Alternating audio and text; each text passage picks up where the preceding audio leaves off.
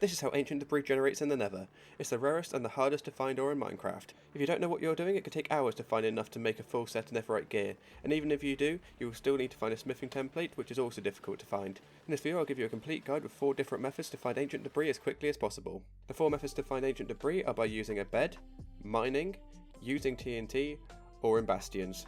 Before starting any of these methods, it is important to know where ancient debris generates. As you can see by this graph, the best level to find ancient debris is Y level 15.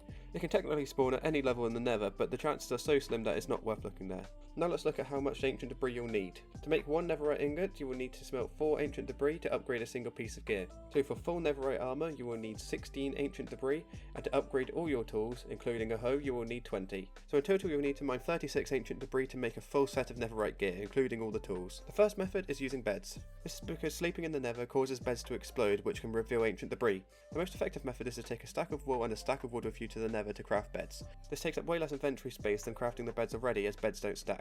You will also need some slabs, a diamond pickaxe, and some food.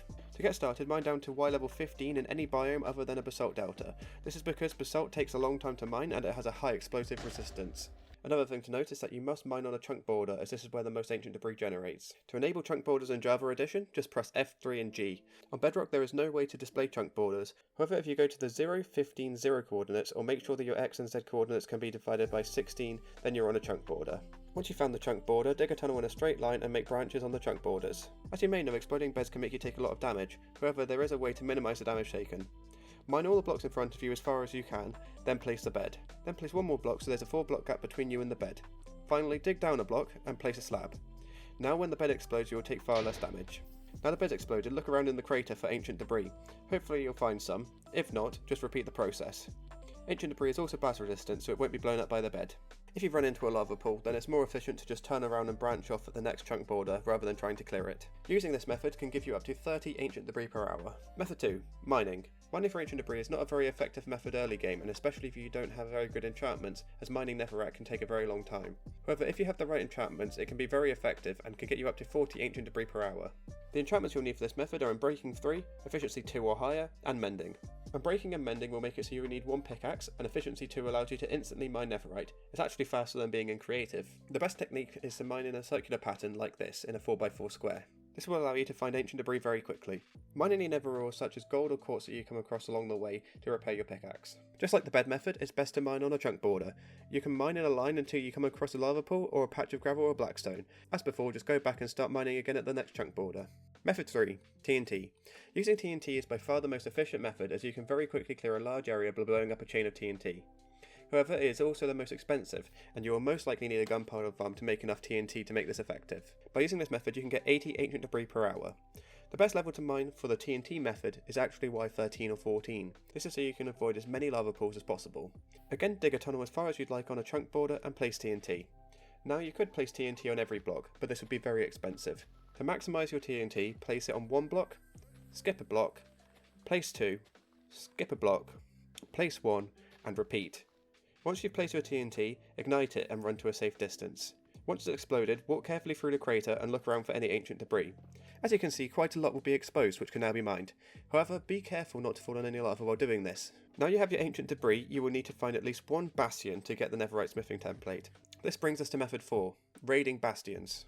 While you're searching for the Netherite smithing template, there's also a chance you will find ancient debris, Netherite scraps, or Netherite ingots in bastion chests. However, the chances of finding these varies depending on the bastion you're raiding. To find a bastion, you'll need to explore the Nether. They can be found in all biomes except the basalt delta. They will also not spawn near Nether fortresses, so you might need to journey quite far. There are 4 types of bastions that can be found. These are bridges, hoglin stables, housing units, and treasure rooms. There is a 10% chance to find the smithing template in any chest, however there is 1 chest that has a 100% chance for it to spawn in. This is one of the chests found in the centre of the treasure room next to the gold blocks, so ideally you'll need to find the treasure room bastion, as others might not have the template. You can easily recognise them by their distinct shape, which is 2 large boxes with a bridge in the middle over a lava pool. If you're really struggling to find the treasure room bastion, then you can use a website called Chunkbase to find one. To do this, paste your seed into the seed map section, select the version you're using, and the Nether option. This will give you a map of all the bastions. The ones with the chest icon are treasure rooms, and you can click on them to get the coordinates. The main problems with bastions are the piglin brutes. They will always try to attack you, and they do a lot of damage. On top of this, they will also disable your shield for 5 seconds if you try to block their attacks. You will also aggro any normal piglins around you if you attack them, which makes it much more difficult to get to the smithing template. Luckily, there's an easy method to deal with the brutes by using a bucket of lava and some blocks like Netherite. When you hear or see a brute, build up by at least 2 blocks and place your lava on it.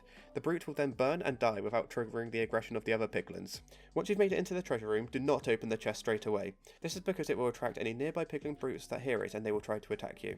To prevent this, cover the chest in blocks completely and then open it. Now you have your smithing template, you can smelt your ancient debris and combine them with gold ingots to create netherite ingots. The smithing template is used to upgrade your diamond gear into netherite, but before you upgrade anything, you'll need to make sure you duplicate the template as it is destroyed when used to upgrade anything. You'll need 7 diamonds and a netherite block to craft the template.